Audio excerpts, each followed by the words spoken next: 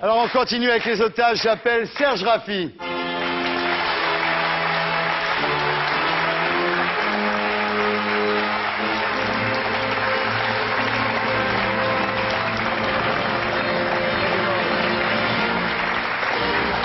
Ça va Serge? Alors Serge Raffi, vous avez longtemps été rédacteur en chef du magazine Elle. Vous êtes aujourd'hui rédacteur en chef au Nouvel Observateur. Et vous avez publié il y a un an un livre qui s'appelle Castro l'infidèle chez Fayard, pour lequel nous vous avions reçu à l'époque 670 pages passionnantes, une somme sur Castro.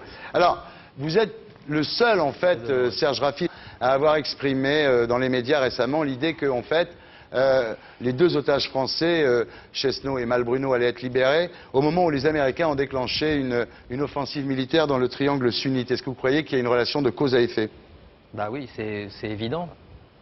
On a complètement oublié un facteur dans cette affaire, c'est que le gouvernement français négocie avec des organisations terroristes, islamistes, radicales, dans un pays en guerre, dans un pays en plein chaos, mais qui est quand même occupé par l'armée américaine et qui a un gouvernement légal, légitime je ne sais pas, mais légal, qui est irakien, avec qui on n'a pas discuté. Et c'est évident qu'à un moment donné, ce paramètre-là a été négligé. Pas seulement par le gouvernement, je crois que par les journalistes, nous-mêmes, nous l'avons négligé, je crois. Moi, dans la première enquête que j'ai faite sur ce sujet, j'avais moi-même oublié les Américains. Or, les Américains, c'est évident qu'ils ne vont pas faire un cadeau au gouvernement français qui n'a, c'est le moins qu'on puisse dire, pas beaucoup aidé les États-Unis dans l'affaire irakienne. Tant mieux. Donc ils l'ont fait exprès? Totalement. Totalement. Il y a eu une déclaration le 4 septembre du général Lance Smith, qui est le deuxième commandant des forces armées américaines dans la région, et qui a carrément donné des informations selon lesquelles les Américains auraient participé aux négociations, ce qui évidemment pour les preneurs d'otages était quasiment c'était un casus belli, c'était une manière de dire si les Américains sont là, nous on retire nos billes. À partir de là, on s'est retrouvé dans une espèce de, comment dirais-je, de partie de poker, de jeu de dupes, où on ne savait plus très bien qui bloquait qui. Et les otages, le malheur de cette affaire, c'est que ce sont nos deux compatriotes qui, eux, en pâtissent. Et c'est ça le vrai problème. Donc ce que les Américains espèrent, en fait, si les otages sont tués, c'est que la France basculera du côté des États-Unis. Ça sera difficile, parce que la position française, qui avait quand même été très claire, très courageuse, et qui, au fond, était juste, puisqu'on se rend compte qu'aujourd'hui, l'Irak est en train de ressembler un peu au Vietnam. Au Liban surtout. Ou au Liban. Le Liban, oui, puisque c'est vrai qu'au niveau des otages, on a connu des prises d'otages qui ont duré des années.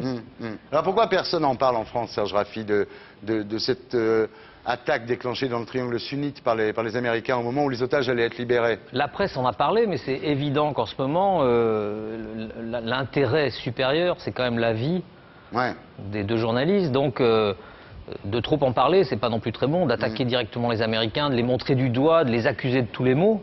On pourrait les accuser aussi, par exemple, aujourd'hui, ce que moi je pourrais faire d'ailleurs, parce que je le pense un peu, que je ne suis pas sûr que les Américains veulent recréer un État irakien.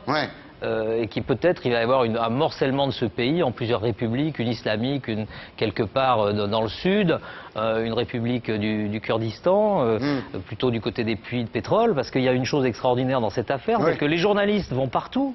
Le seul endroit en Irak où les journalistes n'ont pas le droit d'aller, et où d'ailleurs il n'y a jamais d'attentat, jamais de problème, jamais de prise d'otage, ce sont les puits de pétrole. Là, tout se passe bien, tout est en ordre, l'armée américaine contrôle bien tout ça, et les journalistes n'ont pas le droit d'y aller.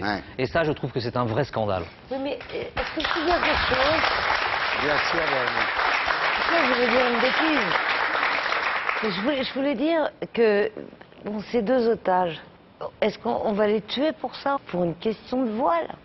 Le paradoxe, et peut-être la chance pour notre pays, c'est que, est-ce qu'ils sont tous sincères dans cette affaire? Mais peu importe, ce qui est sûr, c'est qu'il y a eu des prises de position formidables, historiques de la communauté musulmane en France, qui s'est intégrée totalement à la République, et a même dit la laïcité, mais c'est pas ce que vous croyez.